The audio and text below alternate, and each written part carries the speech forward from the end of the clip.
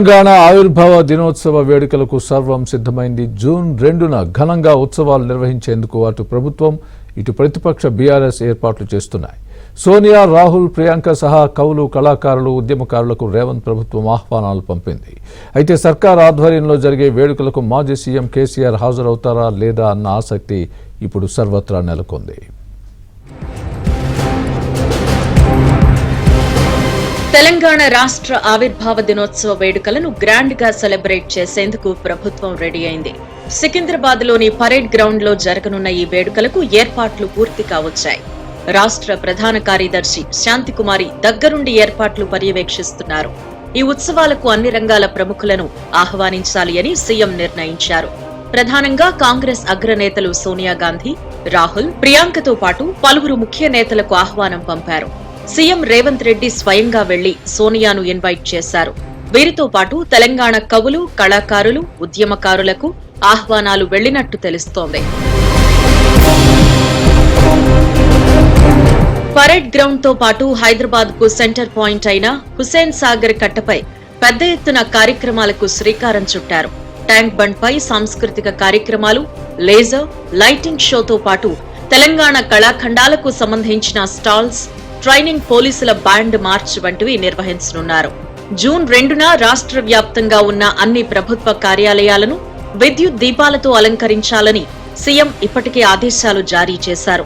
ఆ దిశగా ఏర్పాట్లు కూడా జరుగుతున్నాయి.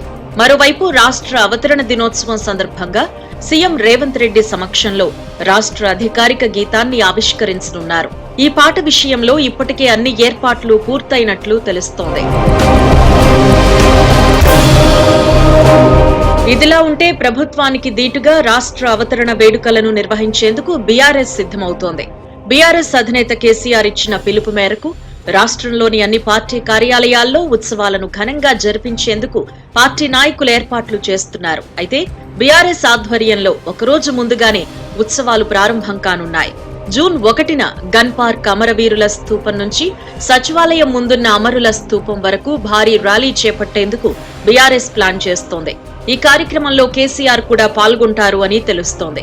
ఆ తర్వాత జూన్ 2న తెలంగాణ భవన్ లో పార్టీ జెండాతో పాటు జాతీయ జెండాను ఎగరేసి రాష్ట్ర వేడుకల్ని ఉద్దేశించి కేసీఆర్ మాట్లాడతారు అని పార్టీ వర్గాలు చెబుతున్నాయి. అయితే ఈసారి జరిగే వేడుకలు తెలంగాణలో హీట్ ను పెంచుతున్నాయి. కాంగ్రెస్, బీఆర్ఎస్ లు పోటీపడి మరి ఈ ఉత్సవాలను నిర్వహించడం వెనుక బలమైన కారణాలు ఉన్నాయని నిపుణులు భావిస్తున్నారు. గత బీఆర్ఎస్ ప్రభుత్వ తప్పులను, అసమర్థతను ఎత్తి చూపుతూ ప్రజల్లో కాంగ్రెస్ పట్ల నమ్మకం మరింత పెరిగేలా సీఎం రేవంత్ రెడ్డి ఈ ఉత్సవాలను వైభవంగా జరిపించబోతున్నారట. మరోవైపు ఈ 6 నెలల కాంగ్రెస్ పాలన కంటే తమ ఏలుబడిలోనే ప్రజల జీవితాలు బాగున్నాయనే కలరింగ్ ఇవ్వడానికి బీఆర్ఎస్ ప్రయత్నిస్తోంది అని మేధావి వర్గం అభిప్రాయపడుతోంది. ఈ ఏడాది రాష్ట్ర అవతరణ ఉత్సవాలపై ప్రజలు తీవ్రంగా చర్చించుకుంటున్నారు. జూన్ 2న రాష్ట్రంలో ఏం జరుగుతుందోనని, ఈ ఉత్సవాలను ఎవరు ఎలా నిర్వహిస్తారోనని అందరూ ఆతృతగా, ఆసక్తిగా ఎదురు చూస్తున్నారు.